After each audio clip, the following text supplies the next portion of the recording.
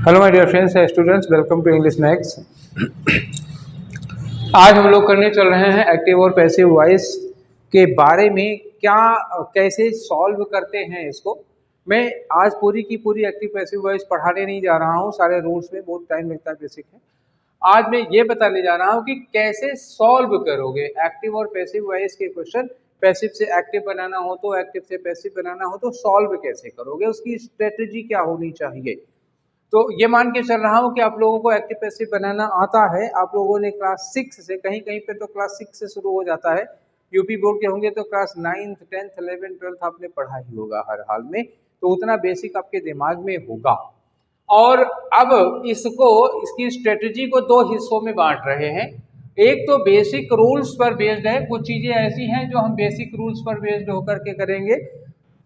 10 error अगर पूछ error नहीं 10 एक्टिव से पैसिव बनाने को अगर आपसे एग्जाम में पूछा गया है तो करीब 6 से लेकर के 7 तक इसी पर बेस्ड होती हैं। मतलब 50% प्लस 50% और उससे एक दो क्वेश्चन ज्यादा इतने पर बेस्ड होती हैं, केवल बेसिक रूल्स होते हैं। और करीब करीब 4 या 5 क्वेश्चन, ये मान लो कि 40 क्वेश्चन के करीब ऐसे होते हैं, 40% क्वेश्चन, सॉरी 40 क्वेश्चन नहीं, 40% क्वेश्चन ऐसे होते हैं जो एडवांस रूल्स पर बेस्ड होते हैं। अब पैसिव वॉइस के एडवांस रूल्स क्या होते हैं। एडवांस रूल्स में ये होता है कि मान लो कि आपकी जो मेन वर्ब है, एक्टिव वॉइस की जो मेन वर्ब है वो कोई फ्रेजल वर्ब है।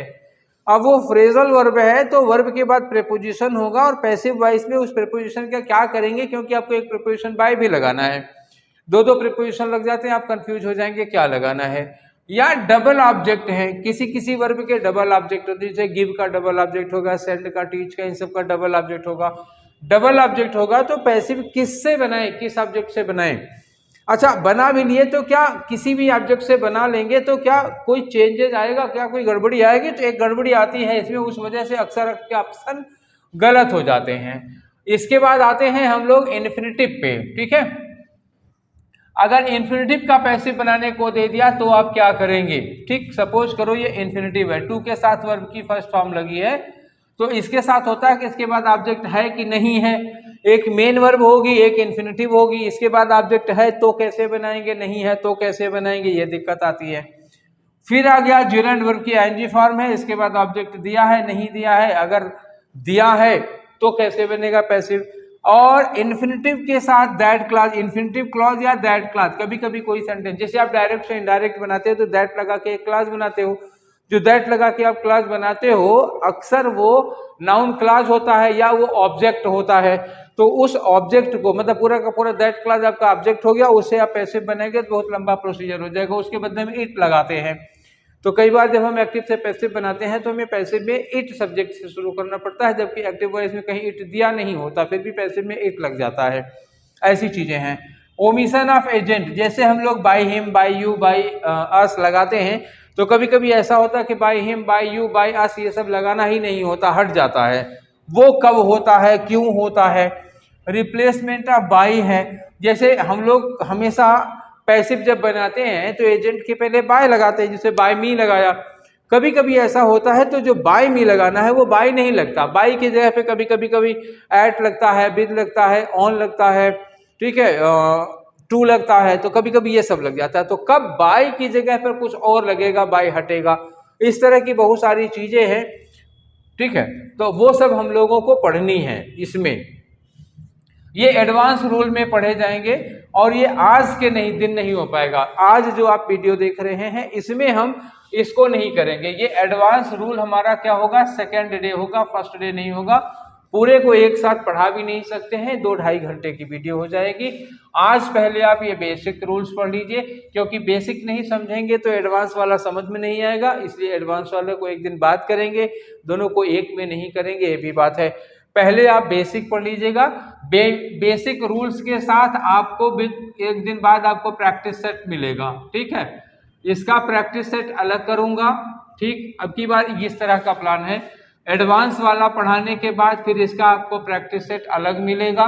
तो एक दिन इसको पढ़ाऊंगा, इसका प्रैक्टिस सेट, इसको पढ़ाऊंगा, इसका प्रैक्टिस सेट, उसके बाद एक बार आपको मिलेगा मिक्स्ड प्रैक्टिस सेट, जिसमें बेसिक और एडवांस दोनों का मिक्स्ड होगा। तो ये 5 क्लास मैंने बना रखी है एक्टिव पैसिव वॉइस के लिए। और बेसिक रूल्स में क्या आएगा, सब्जेक्ट और ऑब्जेक्ट कैसे चेंज किया जाता है, ठीक है। सब एक्टिव में सब्जेक्ट ऑब्जेक्ट होगा, कैसे उसको चेंज करोगे। हेल्पिंग वर्ब और मॉडल वर्ब आपको खास तौर से ध्यान रखना है कि कैसे चेंज करना होता है।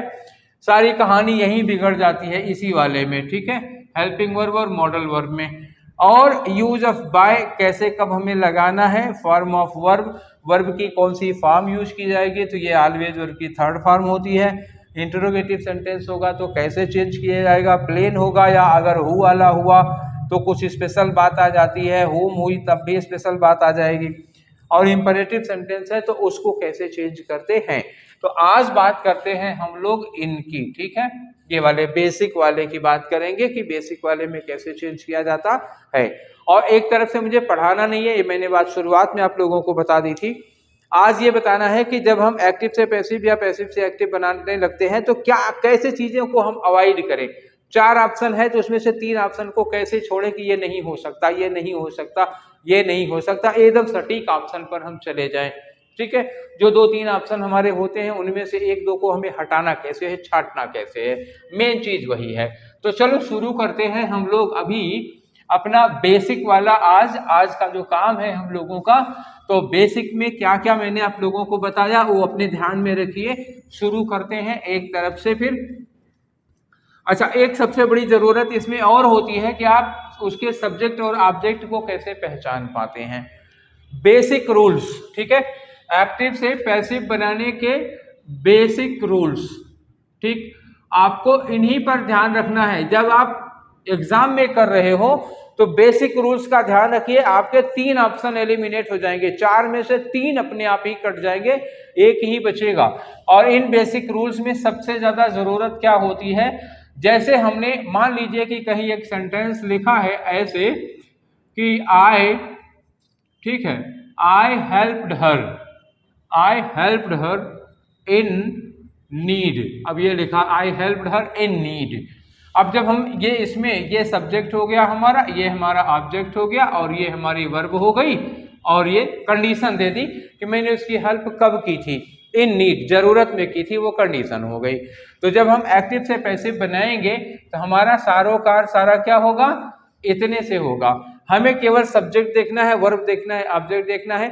सब्जेक्ट के पहले क्या है, ऑब्जेक्ट के बाद क्या है, इस चीजों से हमें कोई मतलब नहीं होगा।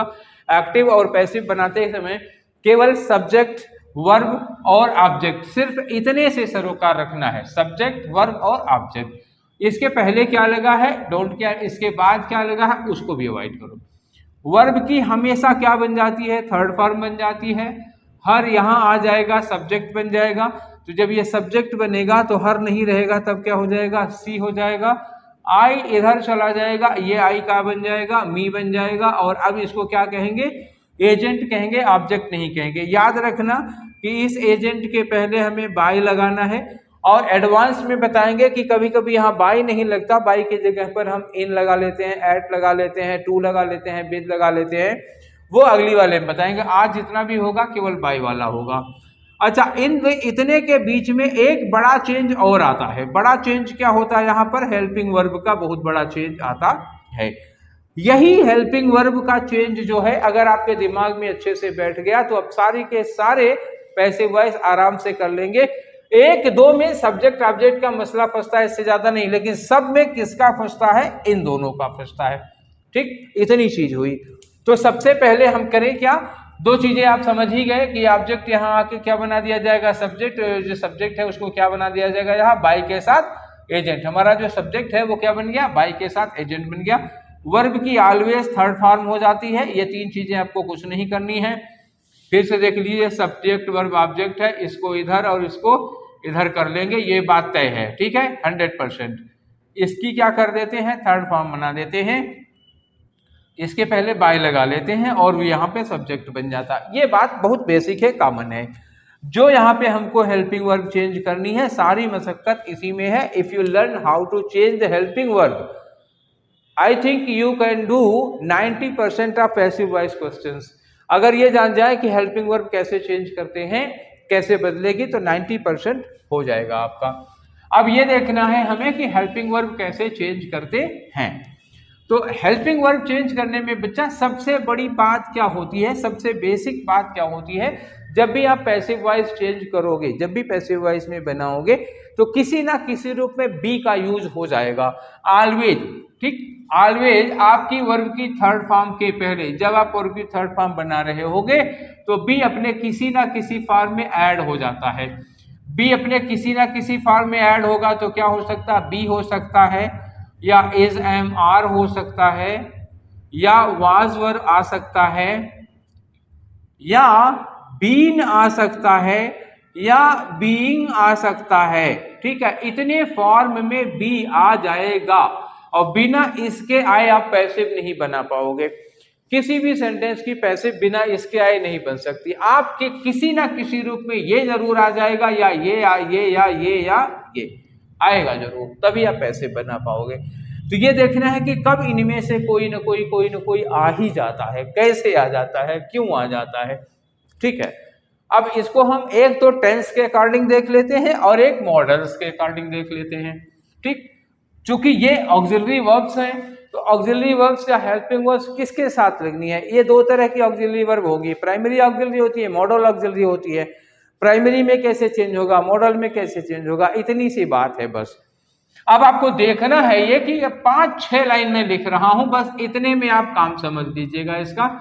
एक लाइन ये समझिए कि सपोज करिए प्रेजेंट इंडेफिनिट टेंस की कंडीशन बता रहा हूं।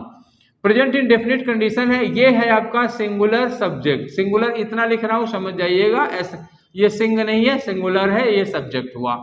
सिंगुलर सब्जेक्ट के साथ आप एक्टिव वॉइस में क्या यूज करते हो बताओ। सिंगुलर सब्जेक्ट के साथ एक्टिव वॉइस में आप या तो वर्ब में एस लगा लेते हो, एस लगा लेते हो, या फिर आपके साथ क्या लग जाता है, डज नॉट लग जाता है, और इसके साथ वर्ब की फर्स्ट फॉर्म लग जाती है। यही तो करते हैं ना प्रेजेंट इंडेफिनिट में, सिंगुलर सब्जेक्ट के साथ वर्ब में एस, एस या डू नॉट, डज नॉट।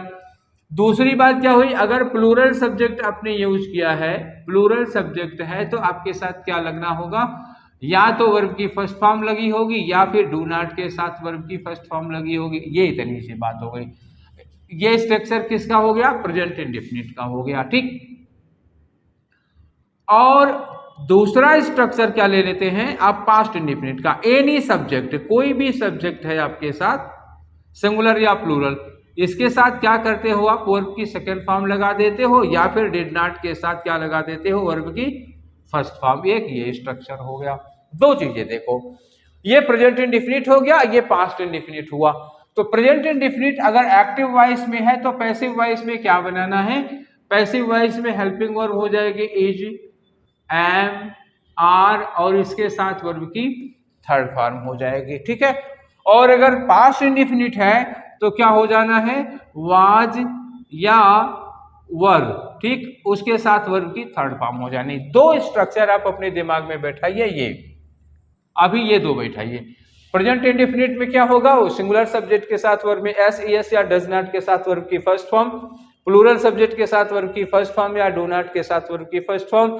जब ये पैसिव में बनाएंगे तो क्या करेंगे, इज, एम, आर के साथ आप वर्ब की थर्ड फॉर्म लगा लेंगे। दूसरा पास्ट इंडेफिनिट है, जब वर्ब की सेकंड फॉर्म होगी या डिड नॉट के साथ फर्स्ट फॉर्म होगी तो उसको पैसिव बनाने के लिए क्या करेंगे, वाज वर्ब के साथ आप वर्ब की थर्ड फॉर्म लगा लेंगे।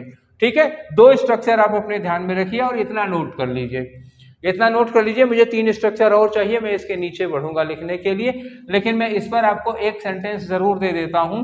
सपोज करिए कि कहीं सेंटेंस ऐसे लिखा हो, ठीक है, सपोज ऐसे सेंटेंस लिखा हो कि सीमा helps us in examination, Seema helps us in examination। ठीक, ऐसे लिखा हुआ है और इसकी पैसिव वॉइस बनानी है।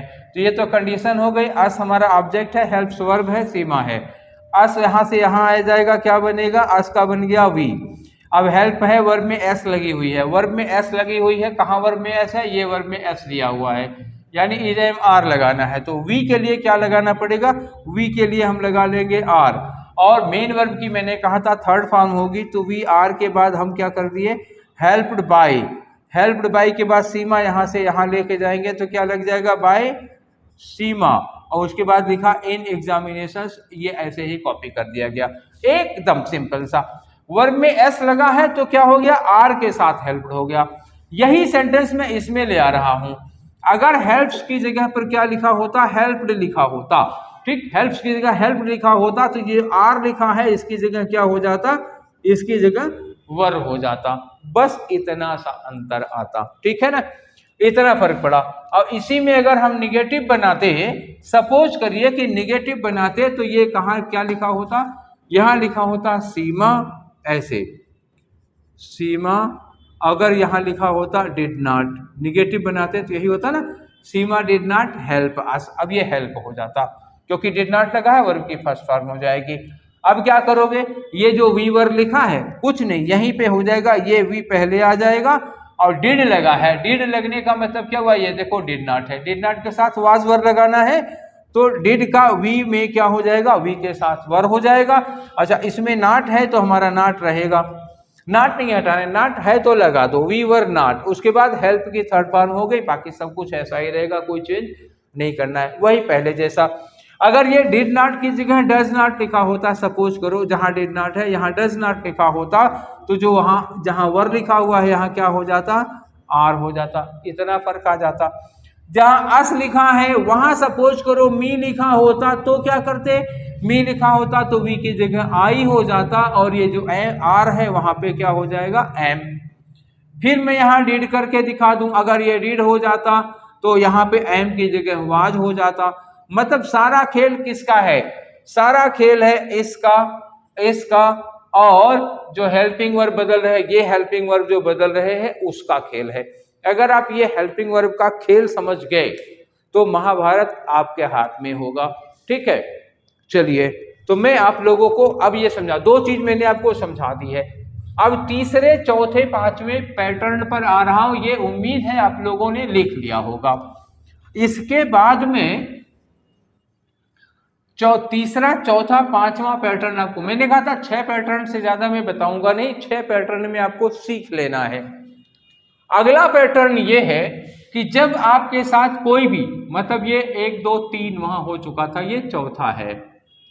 सपोज करो कोई हेल्पिंग वर्ब लगी है, कोई भी हेल्पिंग वर्ब लगी है, इसके बाद वर्ब की आईएनजी फॉर्म आ जाए, मतलब ये कंटिन्यूअस टेंस हो गया। कोई भी हेल्पिंग वर्ब हो उसके बाद वर्ब की आईएनजी फॉर्म आती है तो ये कंटिन्यूअस टेंस हो गया। कंटिन्यूअस टेंस हो गया तो इसकी पैसिव वॉइस कैसे बनाओगे, यही हेल्पिंग वर्ब रखो, जो हेल्पिंग वर्ब है। सिंगुलर प्लूरल का फर्क आ सकता है, जैसे इच की जगह आर लग गया, आर की जगह एम लग गया, इट इज पॉसिबल। वाज का वर हो गया, वर का वाज हो गया, इट इज पॉसिबल। और यहाँ पे यही 5 हो सकती है, is am are was were, बस। विल बी शैल बी होगा नहीं, फ्यूचर कंटिन्यूअस का पैसिव नहीं बनता। यहाँ जो हेल्पिंग वर्ब मैं लिखा हूं, यहाँ कौन कौन सी पॉसिबल है, इज एम आर वाज या वर, ठीक है। इसके पहले इज एम आर लगा था, पैसिव में लगा था, एक्टिव में नहीं लगा था। अब की बार एक्टिव में ही is am are was were लगा है। अगर एक्टिव में is am are was were लगा होगा तो इसके साथ वर्ब की आईएनजी फॉर्म होगी। तो हम क्या करेंगे, पैसिव में यही हेल्पिंग वर्ब रखेंगे। कौन सी हेल्पिंग वर्ब, यही जो हेल्पिंग वर्ब है वही यहाँ भी रहेगी। इसके बाद क्या करेंगे, ये जो वर्ब की आईएनजी फॉर्म है, एक्चुअली इस वर्ब की आईएनजी फॉर्म की जगह पर हम क्या करेंगे, बीइंग यूज करेंगे और वर्ब की थर्ड फॉर्म। मतलब जहां कहीं भी आपको अगर ऐसे लिखा मिल जाए राइटिंग, ठीक, कहीं आपको लिखा मिले राइटिंग, तो राइटिंग के बदले आप क्या कर देंगे, राइटिंग को तोड़ेंगे और ये बना देंगे बीइंग रिटन। यही काम आपको करना है बस, और कुछ नहीं। बाकी जो पुराने काम कर रहे थे, सब्जेक्ट ऑब्जेक्ट की जगह बदलना है, हेल्पिंग वर्ब को चेंज कर देना, हेल्पिंग वर्ब लगाइए, उसके बाद जो वर्ब की आईएनजी फॉर्म है उसके बदले में ये बन जाएगा बीइंग रिटन। राइटिंग का बीइंग रिटन, ठीक, ईटिंग का बीइंग ईटन, स्टीलिंग का बीइंग स्टोलन, किल्ड किलिंग का बीइंग किल्ड, ऐसे हो जाएगा, ठीक है। तो एक चीज ये समझ में आ गई आपको, ठीक। अब इसको भी आपको ये ध्यान में होगा, ये आप पैटर्न नोट कर लिए होंगे। एक सेंटेंस में इस तरह का आपको दे देता हूं, उसके बाद अगले पैटर्न पे पहुंचता हूं, ठीक है। मैं एक एक करता जाऊंगा, एक एक सेंटेंस देता जाऊंगा। सपोज करिए कि आपके साथ सेंटेंस लिखा हो कि अ थीफ वाज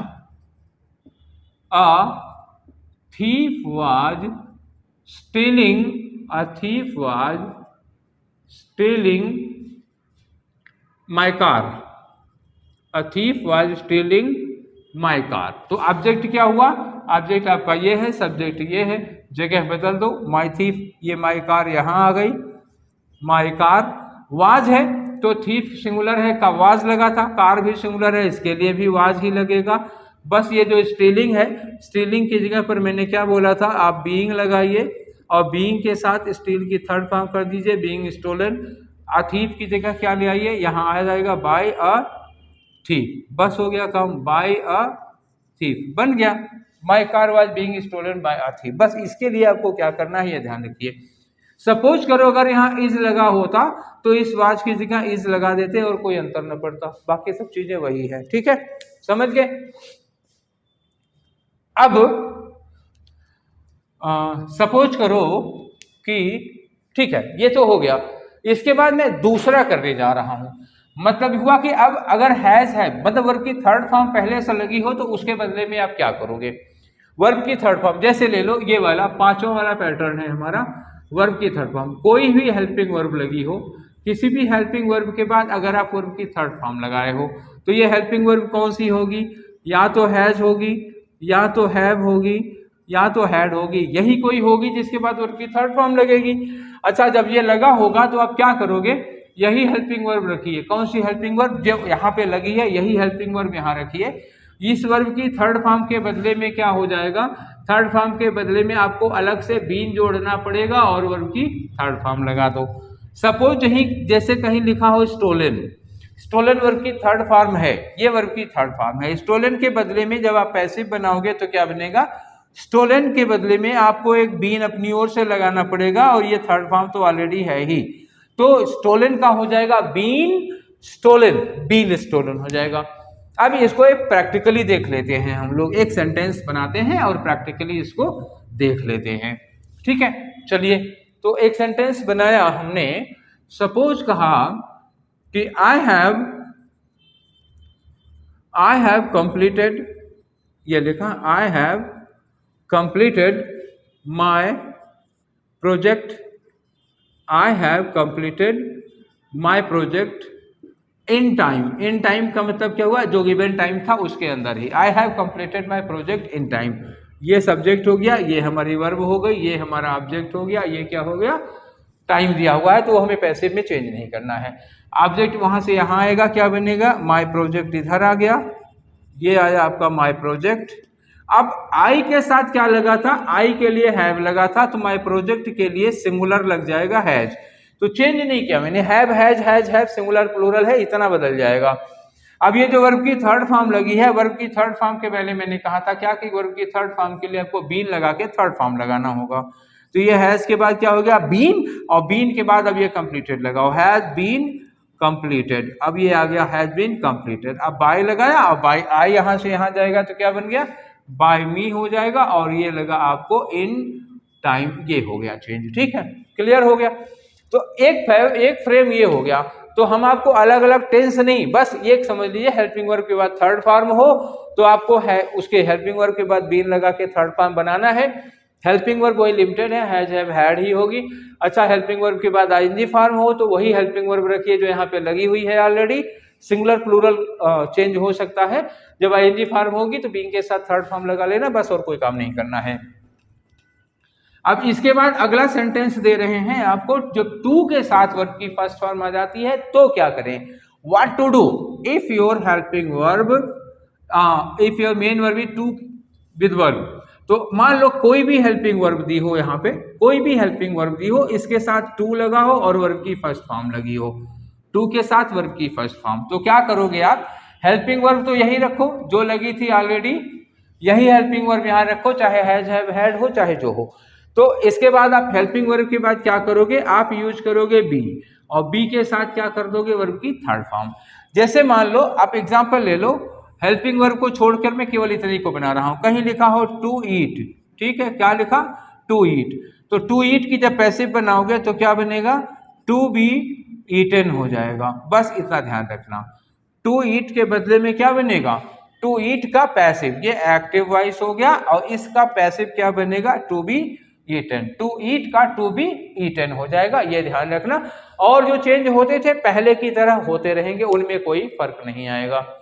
अब मैं एक बार इन तीनों को मिटा करके समझा रहा हूं आपको, इसका एग्जांपल दे रहा हूं। आई थिंक आपने नोट तो कर लिया होगा पहले ही, नहीं नोट किया होगा तो फिर वीडियो को पॉज करो, पीछे पलट के जाओ और उसको नोट करो, ठीक है। अब जैसे मैं एक सेंटेंस दूं आपको, सपोज एक कंपेरेटिव सेंटेंस दे रहा हूं, कहीं लिखा हो कि शी हैज पेड हर फी, और दूसरा सेंटेंस लिखा है कि शी हैज टू पे हर फी, दो लिखा। यहां हैज के साथ वर्ब की थर्ड फॉर्म लगी है, यहां हैज के बाद टू के साथ फर्स्ट फॉर्म लगी है, ध्यान रखना जरा। यहां क्या होगा, हर फी हम पहले ले आए तो ये हो गया हर फी सिंगुलर में है तो हम हैज लगाएंगे, यहां हैज के साथ क्या है, थर्ड फॉर्म है, तो क्या करेंगे, हैज बीन पेड हो गया और बाय हर हो गया। अब यहां क्या है, हैज के बाद क्या लगा है, टू के साथ फर्स्ट फॉर्म लगा है, तो यहां क्या होगा, हर फी हम ले आए, उसके बाद हैज के बाद अब बीन नहीं, यहां हैज के बाद बीन लगा था, यहां देखना ये हैज पेड था तो हैज बीन पेड हो गया, लेकिन यहाँ हैज के बाद पेड नहीं है, थर्ड फॉर्म नहीं है, यहाँ हैज के बाद टू लगा है, तो हम क्या करेंगे, हैज टू, और टू के बाद फर्स्ट फॉर्म होती थी, याद करो टू के साथ फर्स्ट फॉर्म हो क्या बताए थे, टू के बाद आप बी लगाओगे, फिर वर्ब की थर्ड फॉर्म लगाओगे तो क्या हो गया, पेड।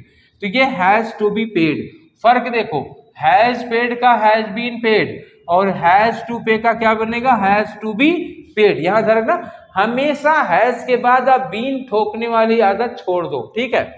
उसके बाद क्या लिखा, बाय हर, ये हो गया आपका काम, क्लियर, समझ गए।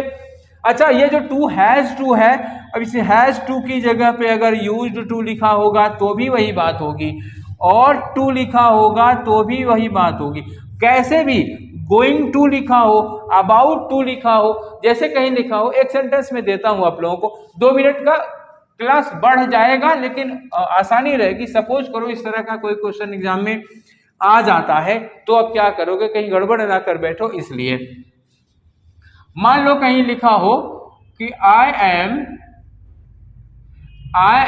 अबाउट टू, ठीक है, आई एम अबाउट टू, आगे लिखा I am about to prepare tea, चलो यही बना देते हैं, I am about to prepare tea. तो क्या लिखा, एम लगा, फिर अबाउट टू लगा है, फिर प्रिपेयर लिखा है। ऑब्जेक्ट क्या है, टी से शुरू करो, तो ये लिखा टी, अब टी के बाद आई के साथ एम लगा था तो टी के लिए क्या हो जाएगा, इज हो जाएगा। अबाउट टू में कोई चेंज नहीं लगेगा, टी इज अबाउट टू। अब ये टू के साथ वर्ब की फर्स्ट फॉर्म थी तो क्या लगाओगे, tea is about to be, और प्रिपेयर की थर्ड फॉर्म क्या हो गई, प्रिपेयर्ड बाय, और आई का क्या बन गया यहाँ पर, मी बन गया, tea is about to be prepared by me. अच्छा, अबाउट की जगह कभी कभी ऐसे लिख देता आदमी, बोल देता I am going to prepare tea, ठीक, I am going to prepare tea. तो इस गोइंग का बीइंग गान नहीं बनाना है, क्योंकि ये गोइंग जाने वाला गोइंग नहीं है मेन काम। जैसे कहते हैं he is going to market, तो he is going to market, वो बाजार जा रहा है, यहाँ कहा I am going to prepare tea, तो कहीं जा नहीं रहा है, वो चाय बनाने जा रहा है, ठीक है, तो चाय बनाने जा रहा है। तो ये वाला गोइंग टू अबाउट टू के सेंस में आया है, तो यहाँ पे आराम से चुपके से लगा दो, tea is going to be prepared. अब इस गोइंग का बीइंग गान मत बनाने लगना, कई बार ऐसा कंफ्यूजन हो जाता है, बच्चे कहते हैं सर गोइंग का बीइंग गान बनाए तो थे, आप ही ने तो कहा था एनजी फॉर्म हो तो बीइंग के साथ थर्ड फॉर्म लगाना। अरे यार, ये मॉडल वर्ब की तरह यूज की गई है, ये गोइंग मेन वर्ब नहीं है, ठीक है, गोइंग टू मार्केट वाला नहीं है, ये अबाउट टू के सेंस में आया है। तो इसमें आपको कहाँ बनाना था, टू प्रिपेयर का टू बी प्रिपेयर्ड बनाना था। ये एक बात समझ में आ गई, ठीक, इतनी बात हो गई। तो हमने कितने पढ़ा दिए आपको, शायद 6 या 7 हो गए थे मॉडल्स। ये टू के साथ वाली कहानी थी। अब टू के साथ के बाद अब आपको देखना क्या है, कोई मॉडल वर्ब लगी हो तो नेक्स्ट, शायद ये 7वां होगा, मुझे याद नहीं आ रहा अब इस समय। ये है मॉडल वर्ब्स। मॉडल वर्ब्स का मतलब क्या हुआ, मॉडल वर्ब का मतलब हो गया विल, शैल, कैन, कुड, ये सब पूरा, ठीक। विल हो गया, शैल हो गया, वुड हो गया, शुड हो गया, कैन हो गया, कुड हो गया, मे हो गया, माइट हो गया, मस्ट हो गया, आट टू हो गया, इस तरह से ढेर सारे हैं। तो कोई भी मॉडल वर्ब हो, मॉडल वर्ब के बाद वर्ब की फर्स्ट फॉर्म लगी होती है। इसको जब पैसिव बनाओगे तो मॉडल वर्ब वही रहेगी, मॉडल वर्ब मत चेंज करना, ठीक। मॉडल वर्ब रहेगी वही, फिर उसके बाद बी लगाना और बी के बाद क्या लगा देना, वर्ब की थर्ड फॉर्म यूज कर देना। ये हो गया आपका पैसिव का स्ट्रक्चर। ठीक, अब इसके बाद आ जाओ। ठीक, देखो इसका एक एग्जांपल दे रहा हूं। सपोज कि कहीं एक सेंटेंस लिखा हो कि यू मस्ट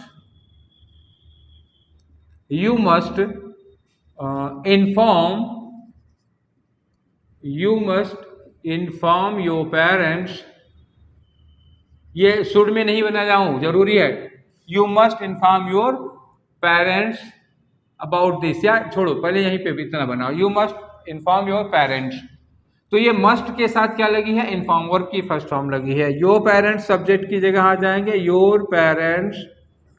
ठीक, मस्ट का मस्ट ही रहेगा, इस मस्ट की जगह कोई भी होगा, विल हो, शैल हो, कैन हो, कुड हो, मस्ट हो, मे हो, माइट हो, आर्ट हो, कुछ भी लगा हो, तो मस्ट का मस्ट। इसके बाद क्या लगा, मैंने कहा मॉडल वर्ब के बाद क्या यूज करना है आपको, बी यूज करना है। बी के बाद वर्ब की थर्ड फॉर्म, तो क्या हो गया, इन्फॉर्म्ड। उसके बाद ये यू का क्या हो गया, यहाँ आया बाय अस हो गया। ठीक, बस इतना करना है। तो बी दो जगह लग रहा है, जब टू के साथ वर्ब की फर्स्ट फॉर्म होती है तब भी लगता है, और जब मॉडल के साथ वर्ब की फर्स्ट फॉर्म होती है तो दोनों में यही लगता है। टू वाले में भी टू बी के साथ थर्ड फॉर्म लग गई थी, और मॉडल वाले में क्या हो गया था, मॉडल के साथ बी और वर्ब की थर्ड फॉर्म लगती है। तो बी दो जगह लग रही है, एक इन्फिनेटिव के साथ, टू के साथ फर्स्ट फॉर्म में, और एक मॉडल वर्ब के साथ। तो ये एक बेसिक रूल हो गया। किसका बेसिक रूल हो गया, कि हम हेल्पिंग वर्ब कैसे चेंज करते हैं। तो ये हेल्पिंग वर्ब अभी तक में जितना हम लोगों ने पढ़ा वो हेल्पिंग वर्ब के चेंज का बेसिक रूल था। ठीक, अब हेल्पिंग वर्ब के चेंज के बाद मैंने दो बातें और की थी। इसी बेसिक वाले में ही मैंने कहा था, सपोज अगर वो सेंटेंस इंटरोगेटिव हुआ तो आप क्या करोगे, या इंपरेटिव सेंटेंस हुआ तो आप क्या करोगे। तो इसके लिए देख लेते हैं कि अगर वो इंटरोगेटिव या इंपरेटिव हुआ तो कैसे चेंज करोगे। इंटरोगेटिव सेंटेंस में आपको कुछ नहीं करना है, दो चीजें आपको देखनी है कि इंटरोगेटिव में बस वो हु या हुम या व्हाट ना लगा हो बस, और कोई दिक्कत नहीं है।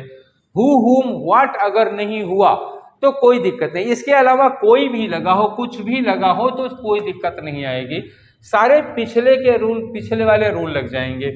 जैसे इसको छोड़कर, ये मैं नहीं बता रहा हूं, इसको भी बाद में बताऊंगा। इसके अलावा जितने भी आते हैं इंटरोगेटिव एडवर्ब, चाहे हाउ लगा हो, चाहे व्हाई लगा हो, चाहे व्हेन लगा हो, चाहे वेयर लगा हो, ठीक है, इनमें से कोई भी होगा तो आपकी हेल्पिंग वर्ब तो होगी होगी। इंटरोगेटिव है भाई तो हेल्पिंग वर्ब होगी। इसके बाद आप क्या लगाएंगे, सब्जेक्ट यूज करेंगे। सब्जेक्ट के बाद आप मेन वर्ब यूज करोगे, और इसके बाद क्या यूज करोगे, ऑब्जेक्ट यूज करोगे। फिर कुछ चीजें आएंगी और आप क्वेश्चन मार्क लगा लोगे। इतनी चीजें होंगी। जब इसकी पैसिव बनानी होगी तो आपको कुछ नहीं सोचना है, ये जो लगा हुआ है ये कॉपी कर दो यहीं पे, एकदम copy paste, no change. How है तो हाउ, व्हाई है तो व्हाई, व्हेन है तो व्हेन, वेयर है तो वेयर, एकदम से कॉपी करो। ये हेल्पिंग वर्ब यहीं पर कॉपी होगी, पहले है तो पहले ही रहेगी, लेकिन चेंज इफ नेसेसरी, अगर कोई चेंज आ रहा है तो वो चेंज कर दीजिए, अगर चेंज की जरूरत हो तो यहाँ पर चेंज कर दीजिए। फिर यहाँ खेल क्या करना है, वही वर्ब की थर्ड फॉर्म करनी है। यही ऑब्जेक्ट यहाँ आके क्या बन जाएगा, सब्जेक्ट, और ये सब्जेक्ट यहाँ जाके बाई के साथ क्या बन जाएगा, एजेंट बन जाएगा। जो पहले किया करते थे करते रहिए, यहाँ तक में कोई फर्क नहीं पड़ा। अब यही हेल्पिंग वर्ब, जैसे अभी थोड़ी देर पहले मैंने आपको समझाया, डू है तो यहाँ इज़मार हो जाएगा, डिड है तो वाजवर हो जाएगा, ठीक है, हैज है तो हैज यहाँ बीन यहाँ हो जाएगा। हाँ, एक बात ध्यान रखना कि जो बी, बीन और बीइंग जो इंप्रूव करता है, आगे बढ़ता है, इज़मार वाजवर के साथ तो लगता नहीं है। हैज हैव के बाद बीन लग जाता है, इज़मार के साथ बीइंग लग जाना है, ठीक है। मॉडल वर्ब है, शुडूड है तो उसके साथ बी लग जाना है। तो वो बी लगेगा कहाँ, ये हमेशा यहाँ लगता है। जब आप वर्ब की थर्ड फॉर्म लगाने लगोगे, इसी के पहले लगना है आपका बी और बीन और बीइंग। ये यहाँ नहीं जाएगा, ये पहले नहीं ले जाना है। कहाँ ले जाना है, जब आप थर्ड फॉर्म लगाने लगो तो बी, बीन, बीइंग यहीं लगाना है आपको, उसकी जगह नहीं बदलनी है। और ध्यान रखना कि इंटरोगेटिव का इंटरोगेटिव की पैसिव इंटरोगेटिव ही होगी, ठीक, अब आपको एक एग्जाम्पल इसी पैटर्न पर दे रहा हूं जिस पर मैंने आपको समझाया, इसी पर एक एग्जाम्पल दे रहे हैं। और वो एग्जाम्पल देखो इस तरह है कि सपोज कहीं लिखा हो कि हाउ कैन या हाउ हैव यू कन्विंस्ड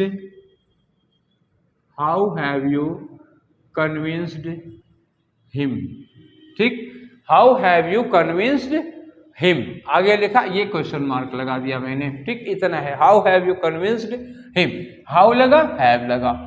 अब आप ये हाउ हैव छोड़िए, हाउ की जगह पर तो हाउ ही लगेगा, हैव की जगह पर हैव रहेगा या हैज हो जाएगा, डिपेंडिंग हिम यहां से यहां आया। यू की जगह पर कौन यू की जगह ले रहा, ही। अगर यू की जगह ही ले रहा है तो हैव की जगह कौन ले लेगा, हैज ले लेगा। तो इतना चेंज होता है, हैव का हैज हो जाएगा। ठीक, अब आपको क्या करना था, हैव के साथ थर्ड फॉर्म, याद करो हैव के साथ जब थर्ड फॉर्म होती है तो हम लोग बीन लगाते थे ना, तो बीन कहाँ लगेगा, बीन जब हम थर्ड फॉर्म लगाने लगेंगे तब लगेगा बीन कन्विंस्ड बाय यू। कहाँ गया ये, बाय यू आ गया, यहां आ गया। ये आपका सही है कि how has he been convinced by you. अब एग्जाम में गलती कैसे दे सकते हैं, एग्जाम का चक्कर देखो, एग्जाम का चक्कर ये हो सकता है कि आपका सेंटेंस ऐसे लिख दें, बीन को इधर कर दें, हाउ हैज बीन इधर कर दिया उन्होंने, यहां ही लगा दिया, तो ये एक धोखा हो गई। मैंने कहा था बी बीन और बीइंग, बी बीन और बीइंग कहाँ लगेंगे, जहां वर्ब की थर्ड फॉर्म होगी वहां लगेंगे, तो ये गलत हो जाएगा। बीन कहाँ होना चाहिए, यहां होना चाहिए। दूसरी गलती क्या दे सकते हैं वो, ये वाला सही था। अब इसमें और एक मिस्टेक क्या कर सकते हैं, एक मिस्टेक ये कर सकते हैं कि ही को पहले कर दिया और हैज को बाद कर दिया।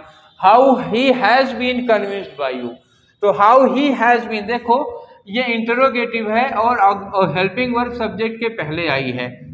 अगर एक्टिव वॉइस में हेल्पिंग वर्ब सब्जेक्ट के पहले आई है तो पैसिव वॉइस में भी हेल्पिंग वर्ब सब्जेक्ट के पहले होनी चाहिए। एक्चुअली ये डायरेक्ट इनडायरेक्ट नहीं है, डायरेक्ट से इनडायरेक्ट बनाते हैं तो इंटरोगेटिव में हेल्पिंग वर्ब को सब्जेक्ट के बाद ले जाते हैं, लेकिन एक्टिव पैसिव वॉइस में ऐसा नहीं होता। एक्टिव पैसिव वॉइस में अगर हेल्पिंग वर्ब सब्जेक्ट के पहले है तो पैसिव वॉइस में भी वो सब्जेक्ट के पहले ही होनी चाहिए। ये सेंटेंस गलत है, हाउ हैज ही होगा। ठीक, और बी बीन बीइंग कब लगता है, जब आप वर्ब की थर्ड फॉर्म लगाने लगो तब लगता है। ठीक है, तो एक बात इसका ध्यान रखना। और अगर हाउ ना लिखा होता, अगर इस सेंटेंस में सपोज कि हाउ ना लिखा होता, केवल लिखा होता कि हैव यू कन्विंस्ड हिम, मान लो ये सेंटेंस होता हैव यू कन्विंस्ड हिम, तो इसकी पैसिव क्या होती, इसकी पैसिव ये होती हैव की जगह हैज हो जाता, हैव की जगह हैज हो जाता, ही हो जाता, बस। हाउ नहीं लगा था तो नहीं लगाते, बस इतना फर्क पड़ता है, इससे ज्यादा कोई फर्क नहीं पड़ता।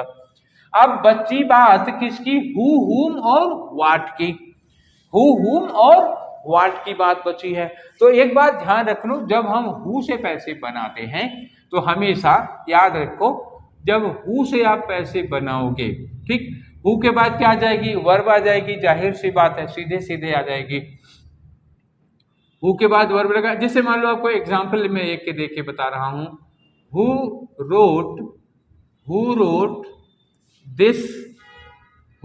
दिस एसे, ठीक, हु रोट दिस एसे, तो यहां क्या होगा, हु का क्या बना लेंगे आप, बाय हुम बना देंगे, बाय हुम। ट्रेडिशनल रूल यही है, हु का क्या बनाना है, बाय हुम, और ये रोट लिखा है तो रोट क्या हुई, वर्ब की सेकंड फॉर्म, इसके बदले क्या आता है, वाज वर आता है, तो वाज वर हमने लगा दिया।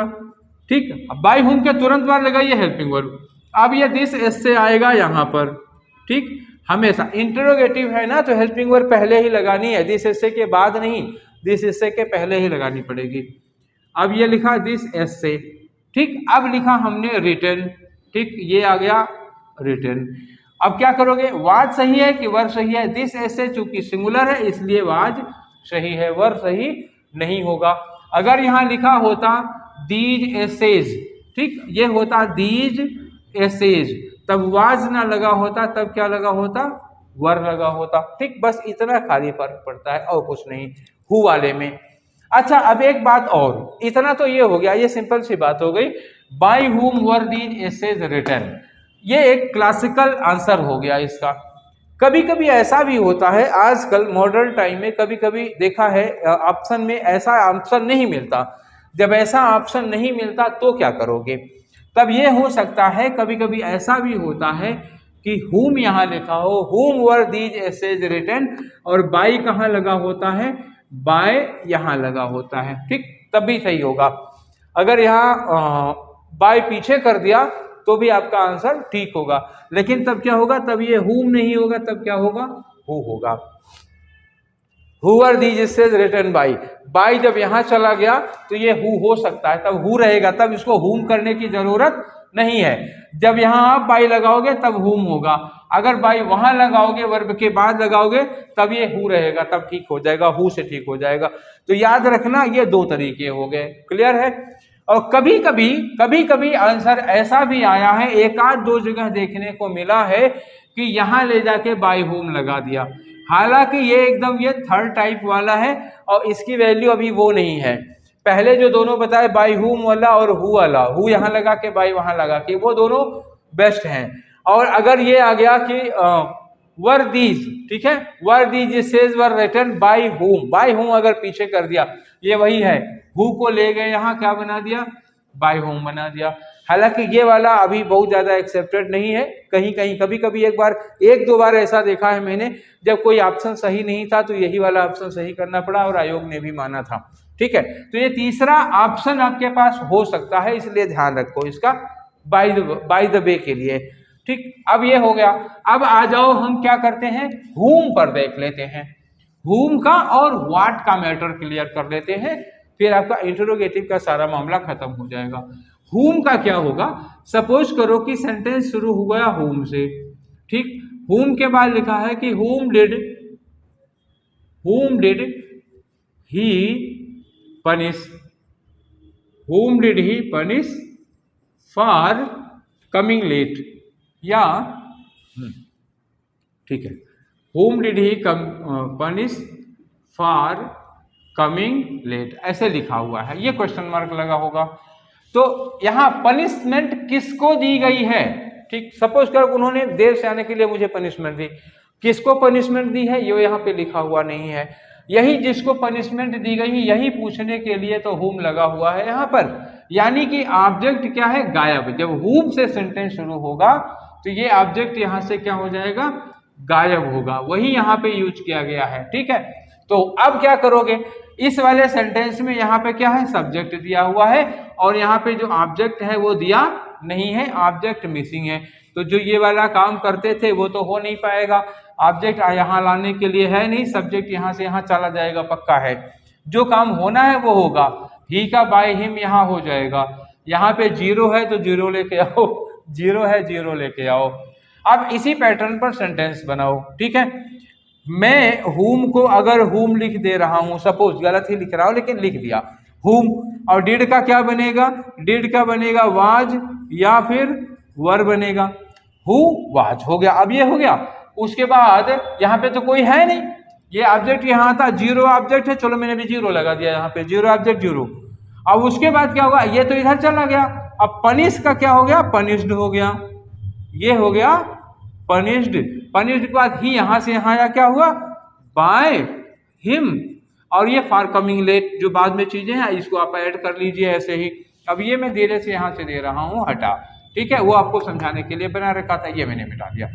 अब यहाँ पे कुछ चीजें और बाकी रह गई हैं, हुम वाज पनिश्ड। अब जब देखो ये वाज पनिश्ड लगा ही रहे हो, ये वर्ब हो गई, ये वर्ब हो गई तो ये सब्जेक्ट का काम करेगा, जब ये सब्जेक्ट का काम करेगा तो हुम नहीं हो सकता ना, सब्जेक्ट का काम करेगा तो इसको क्या करना पड़ेगा, हु करना पड़ेगा। हुम को जब पैसिव बनाओगे तो क्या हो जाएगा, ये हु हो जाएगा, ठीक। तो ये हुम आपका ये गया, ये बन गया क्या, हु, ये आया आपका हु। अब हु के बाद यहाँ हु वाज, उसके बाद पनिश्ड, यहाँ पे सब्जेक्ट आना चाहिए था, सब्जेक्ट इसमें है नहीं क्योंकि यहाँ ऑब्जेक्ट नहीं था तो यहाँ सब्जेक्ट नहीं है। जब यहाँ सब्जेक्ट नहीं है तो किसके लिए आप प्लूरल लगाओगे, तब आप सिंगुलर प्लूरल का मामला फंस जाता है, तो फिर प्लूरल नहीं तब सिंगुलर लगाया जाता है, ऐसे में वाज लगेगा। तो अब क्या हो गया यहाँ पे, who was punished by him. ठीक, समझ गए? तो ये ऐसे बनाया जाता है अगर हु से शुरू होता है सेंटेंस तो। अब आ जाओ किसमें, व्हाट पे आ जाओ। ठीक, व्हाट की बात कर लेते हैं, 3 ये हो गया, उसके बाद आपको इंपरेटिव रह जाएगा, फिर आज का क्लास खत्म कर दूंगा। ठीक, अब रही बात व्हाट की, आ जाओ।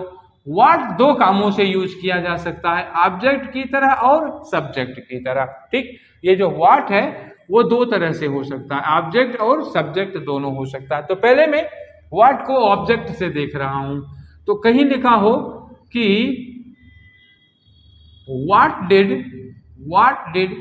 अरे छोड़ो, डिड बार बार हो गया। What has she bought from your shop, ये क्वेश्चन मार्क लगा। बॉट के बाद क्या खरीदा, दिया नहीं है, यही जो चीज उसने खरीदी वही पूछी जा रही है, तो मतलब ऑब्जेक्ट मिसिंग है। ऑब्जेक्ट मिसिंग है तो जब हम यूं काम करेंगे तो यहां से यहां हमको सब्जेक्ट मिलने वाला नहीं है। व्हाट को कॉपी करो, व्हाट का व्हाट हो गया। हैज का क्या हो जाएगा, हैज का हैज या हैव होता है तो हम हैज हैव दोनों लगा ले रहे हैं। अब यहाँ सब्जेक्ट यहाँ लाने को है नहीं, जीरो है, कोई है नहीं। अब हमें बॉट लगाना है तो मैंने कहा था बॉट के पहले क्या लगा लेना है, बीन लगा लेना है, उसके बाद बॉट लगाना है, बॉट हो गया। अब सी यहाँ से यहाँ आ गया, क्या हो गया, बाय हर हो गया। उसके बाद क्या लिखा है, फ्रॉम योर शॉप, ये लिखा, क्वेश्चन मार्क लगाया। अब ये ऑब्जेक्ट है नहीं तो हटा दो, व्हाट हैव बीन। अब देखो व्हाट हैव बीन, जब यहाँ सब्जेक्ट है ही नहीं तो किसके लिए प्लूरल लगाओगे, तो मतलब क्या होगा, प्लूरल नहीं लगाओगे तब क्या होगा, व्हाट हैज बीन व्हाट हो जाएगा, ऐसा हो गया। ठीक, समझ में आ गई बात? चलो अच्छा, ये था तब जब ऑब्जेक्ट के लिए व्हाट लगा हो। कभी कभी सब्जेक्ट के लिए लग जाता है, तो सब्जेक्ट के लिए लगेगा तो कैसा लगेगा, अब आपको इस पर थोड़ा और ज्यादा कंसंट्रेशन करना पड़ेगा। ठीक, अभी आप जितना ध्यान दे रहे थे उससे 10% और ध्यान को बढ़ाओ। कैसे ध्यान बढ़ाओगे, देखो कहीं हु वाले पर एक क्वेश्चन बना रहा हूं, हु डिस्टर्ब्स यू। ठीक है, who disturbs you in your studies, who disturbs you in your studies. तो इसकी पैसे बनाओ, मैंने अभी कहा था तो हु की जगह क्या लगा दो, बाय होम, थोड़ी देर पहले, अभी मैं इसी पे व्हाट समझाऊंगा। बाय होम, डिस्टर्ब्स लिखा है तो क्या लगाओगे, इज या आर, यू यहां आ जाएगा, वहां से यहां आएगा तो यू के पहले क्या लग जाएगा, आर। हु आर यू, उसके बाद डिस्टर्ब का क्या हो गया, disturb. Who are you disturbed, by यहां नहीं लगेगा, लगा इन योर स्टडीज, फिर ये लिखा इन योर स्टडीज, ऐसे लिखा, क्वेश्चन मार्क लगा। तो by whom are you disturbed in your studies, ऐसे बना। अब ये हु का बाय होम हुआ, मान लो ये बाय होम की जगह क्या लिखा होता, व्हाट डिस्टर्ब्स यू, कोई चीज भी तो डिस्टर्ब कर सकती है, what disturbs you in studies, तो जहां होम लिखा था वहां क्या हो जाता, by what are you disturbed in your studies. क्यों, क्योंकि डिस्टर्ब्स वर्ब है और व्हाट सब्जेक्ट है, ये यू ऑब्जेक्ट है। समझ रहे हो ना बात को, ये व्हाट, इसके पहले वाला व्हाट ऑब्जेक्ट था, ये वाला व्हाट क्या है, सब्जेक्ट है।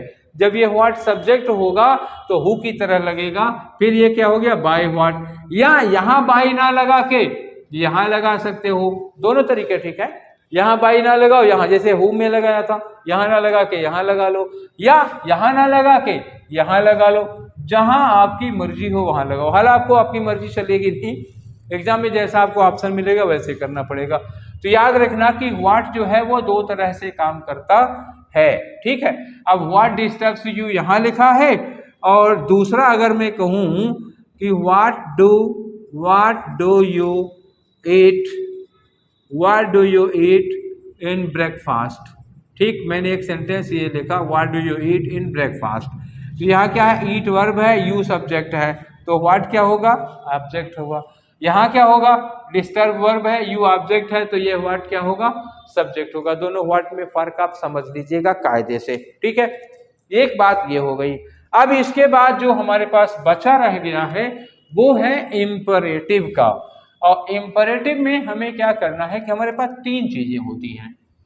एक तो रिक्वेस्ट वाला मामला होगा, ठीक। इम्परेटिव में क्या होगा, ये रहा आपका इम्परेटिव, ठीक है। इम्परेटिव में एक तरीका हो गया कॉल प्लीज वाला। सबसे पहला देख लो, अगर कहीं लिखा हो प्लीज या काइंडली, ठीक, प्लीज लिखा हो या काइंडली लिखा हो, तो इसकी पैसिव कैसे बनाओगे।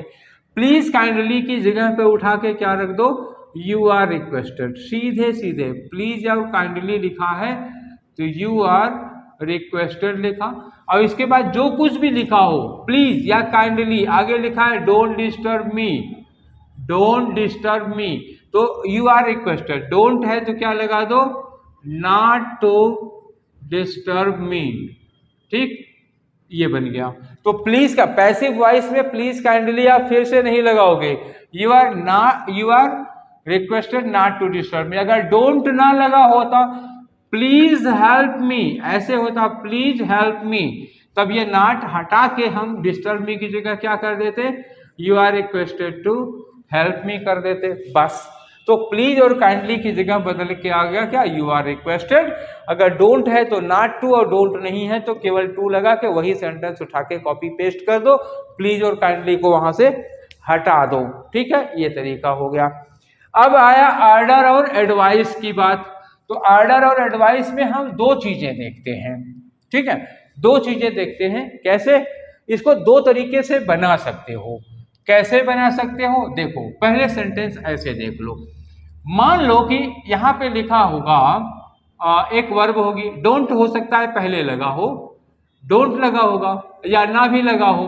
डोंट के साथ क्या लगी होगी, वर्ब की फर्स्ट फॉर्म लगी होगी, और इसके बाद क्या दिया होगा, ऑब्जेक्ट दिया होगा। तो जब इसकी आप पैसिव बनाओगे तो क्या करोगे, दो तरीके हैं। एक आप लेट लगा के बना सकते हो, जैसे लिखा हमने लेट, लेट के बाद यही ऑब्जेक्ट उठा के यहाँ कॉपी कर दो, क्या होगा, लेट के बाद ऑब्जेक्ट को यहाँ ले आके रख दो। उसके बाद क्या करोगे, नॉट, अगर जरूरत है तो लगाओ, नहीं तो बी के साथ वर्ब की थर्ड फॉर्म लगा दो, ठीक। नॉट कब लगेगा, अगर डोंट होगा तो नॉट लगेगा, नहीं तो नहीं लगेगा। दूसरा तरीका इसका क्या है, यही जो ऑब्जेक्ट ले आए थे इसको यहाँ ऑब्जेक्ट को लाके सब्जेक्ट बना दो, और इसके बाद अब की बार लेट ना लगा करके क्या लगा दिया, शुड लगा दिया। शुड के बाद ये नॉट जो होता है वो जरूरत पे लगेगा, डोंट होगा तो लगेगा, नहीं तो नहीं लगेगा। फिर बी के साथ वर्ब की थर्ड फॉर्म लगा दो। अब इस पर एक सेंटेंस देखते हैं हम लोग। सेंटेंस क्या है, जैसे यही सेंटेंस लिखा हुआ है, मान लो कहीं लिखा है डोंट ओपन द गेट, ठीक, डोंट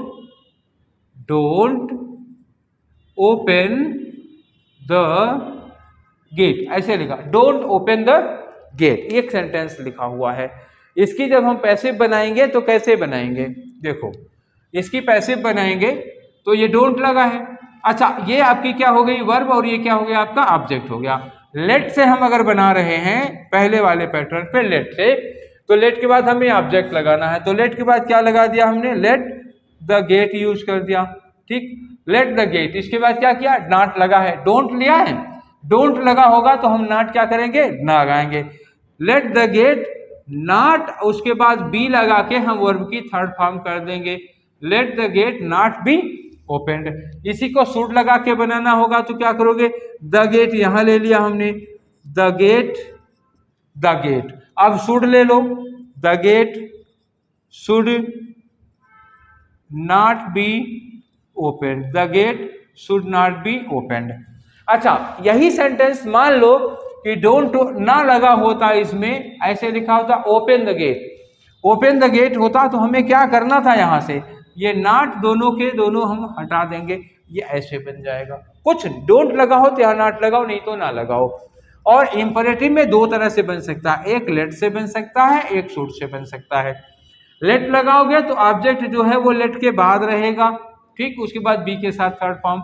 अगर शुड से बनाओगे तो जो आपका ऑब्जेक्ट है वो सब्जेक्ट बनेगा, उसके बाद शुड लगेगा, उसके बाद नॉट की जरूरत हो तो लगाना, नहीं तो नहीं लगाना।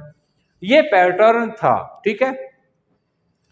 बेसिक वाले यही सारे के सारे थे। तो इतने बेसिक रूल्स में आप पैसिव कर सकते हैं। जितना अभी पढ़े हो इतने में आपका 60% कवर हो जाएगा। रहा 40% तो वो स्पेशल रूल्स में आएंगे, एडवांस में आएंगे। और शुरुआत में ही मैंने बताया था कि एडवांस में आपको क्या करना है। कल तो मैं इसकी प्रैक्टिस सेट डालूंगा, आज तो प्रैक्टिस सेट इसमें डालूंगा नहीं क्योंकि यही इतना लंबा हो गया, इसी के साथ प्रैक्टिस डालूंगा। तो आज इसको देखिए, आप अच्छे से मजे से देखिए, कल इसकी प्रैक्टिस करिए बेसिक। उसमें जितने भी 20, 25, 30 क्वेश्चन डालूंगा सब इसी पे रूल पे बेस्ड होंगे। वर्ब होगी और ये सब इंटरोगेटिव, इंपरेटिव, बस केवल इतना रखेंगे बेसिक बेसिक का।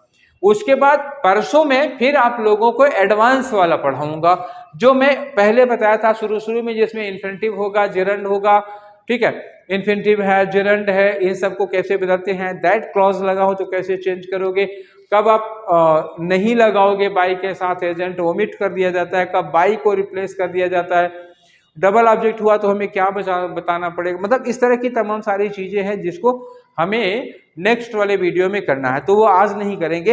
हाँ, आज वाले के बिना वो समझ में ना आता, ये बात तय है। तो आज वाला आप अच्छे से समझ लीजिए, 2 बार 3 बार देख लीजिए। उसके बाद कल इसी के इतने रूल्स पर प्रैक्टिस करने के लिए तैयार रहिए। फिर मिलेंगे हम लोग परसों, आमने सामने परसों मिलेंगे। कल तो हम केवल डिस्कशन ही करेंगे, परसों मिलेंगे फिर हम लोग आमने सामने एक्टिव पैसिव के एडवांस रूल्स को रिवाइज करने के लिए। बहुत डिटेल में नहीं, ऐसे ही शार्ट में रिवाइज करेंगे, फिर उसकी प्रैक्टिस करेंगे। उसके बाद एक प्रैक्टिस मिक्स की करेंगे, फिर उसके बाद नया टॉपिक उठाएंगे। तो फिर मिलते हैं परसों की क्लास में। Till then take care, thank you.